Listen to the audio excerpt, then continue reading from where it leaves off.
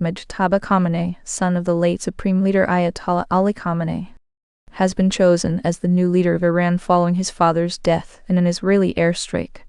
The younger Khamenei will now oversee Iran's military strategy and nuclear program, taking on a crucial role in the country's ongoing conflicts with Israel and the United States.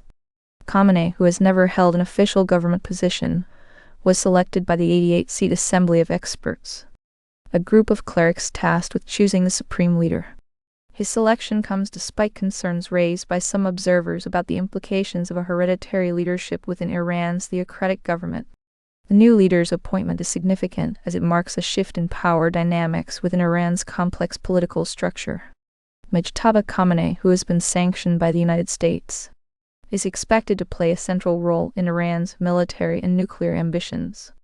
This development is closely watched by international observers and could impact the ongoing tensions between Iran and its adversaries, particularly in the context of the recent conflict. The situation remains under close scrutiny as the new leader navigates the challenges posed by Iran's military engagements and its nuclear program. An explosion rocked the U.S. Embassy in Oslo, Norway, early Sunday morning, causing damage near the Consular Affairs Office entrance. No injuries were reported, and authorities are investigating the incident. According to Norwegian police, an incendiary device was placed in a backpack and detonated at around 1 a.m. local time. The explosion caused smoke in the area, prompting a police investigation.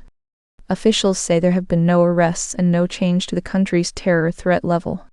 Aas-hansen, Norway's Minister of Justice and Public Security, emphasized that the situation does not pose any immediate danger to the public. U.S. Embassy officials are cooperating with Norwegian authorities, and the investigation is ongoing. The incident remains under active investigation, and officials are exploring various hypotheses, including the possibility of a targeted attack. In the wake of recent U.S. and Israeli strikes on Iran, thousands of Iranians are now using the Kapikoy border crossing near Turkey's Van province as their main escape route. Since the airspace shutdown, land travel through Turkey has become a lifeline for those leaving the country. The Kapikoy border crossing has seen a surge in travelers as the primary alternative to air travel. Many are transiting through Turkey for work, family, or to continue their journeys to other countries, while some are seeking temporary refuge. Despite recent border restrictions and flight cancellations due to severe weather, the Kapikoy crossing remains active and vital. Travelers have been forced to find alternative accommodations in Turkey as their flights are canceled. Since Thursday, travel restrictions have been partially lifted to allow for normal passage through the border. However, the situation remains fluid, with some individuals facing delays and challenges in their travel plans. This ongoing scenario highlights the broader geopolitical implications of the recent military actions, affecting not only diplomatic and military relations, but also impacting civilian travel and economic activities. As the crisis continues, the Kapikoy border crossing remains a crucial lifeline for those navigating the changing landscape of international movement in the region. In a diplomatic move, Sir Keir Starmer and President Donald Trump held their first conversation since Trump criticized the UK's stance on Iran. The call took place on March 8, 2026, and focused on military cooperation and the situation in the Middle East. The two leaders spoke amid ongoing tensions over the UK's refusal to join the United States in offensive military actions against Iran. Starmer has maintained that the UK would not participate in offensive strikes but agreed to allow the use of RAF bases for defensive purposes. This includes deploying UK aircraft carriers and RAF jets to support defensive operations in the region. Downing Street noted that the leaders discussed the latest developments in the Middle East and the military cooperation between the UK and the United States. The call is seen as an effort to address disagreements and stabilize relations between the two nations. Travelers are facing long delays at major U.S. airports as a result of a partial government shutdown that began on February 14, 2026.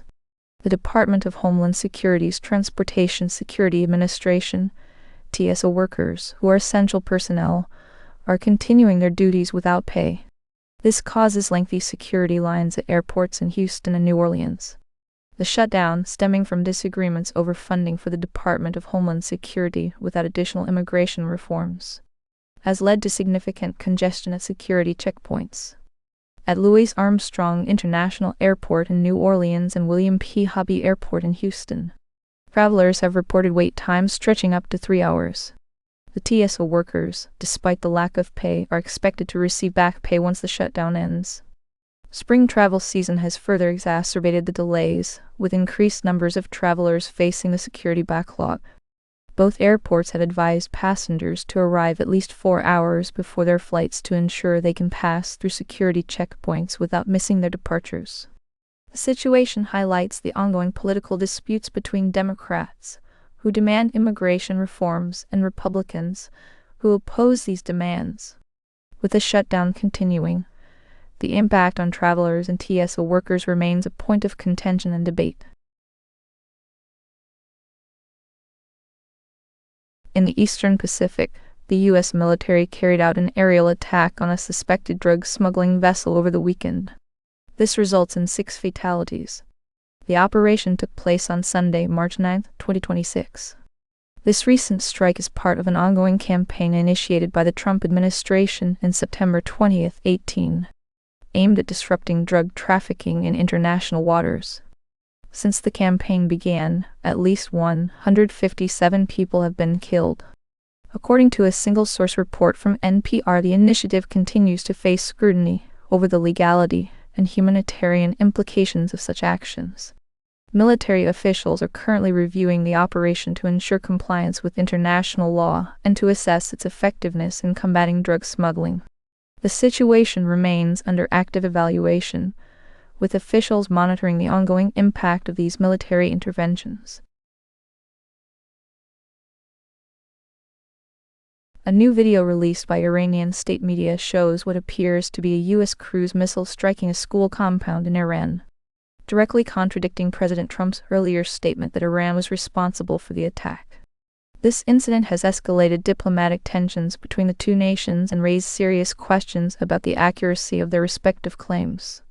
The video, which emerged on March 8, 2026, portrays a U.S. Tomahawk cruise missile hitting a target in Iran.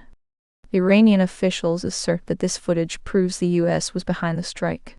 Meanwhile, President Trump maintains that Iran is responsible for the action. Both sides have presented their narratives without offering concrete evidence to support their claims, leading to a complex and confusing situation. This clash underscores the ongoing tensions and mutual distrust between the United States and Iran. As the dispute continues, international observers are calling for independent verification to clarify the true nature of the incident and its implications for future diplomatic relations. The situation remains fluid, with both sides standing firm in their contradictory statements. Officials from both nations are expected to provide further updates in the coming days as the investigation unfolds.